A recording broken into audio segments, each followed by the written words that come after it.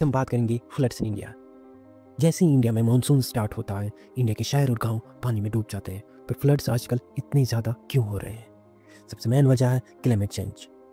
अब बारिश एक साथ ज़्यादा गिरती है, यानी कम टाइम में ज़्यादा बारिश गिरना। दूसरी, अर्बनाइजेशन। हमने रिवर्स के किनारे और फुटप्रिंट्स पर बिल्डिंग्स बना ली है, जिससे सैलाब आने का खतरा और बढ़ गया है। तीसरा, ड्रेनेज सिस्टम की प्रॉब्लम।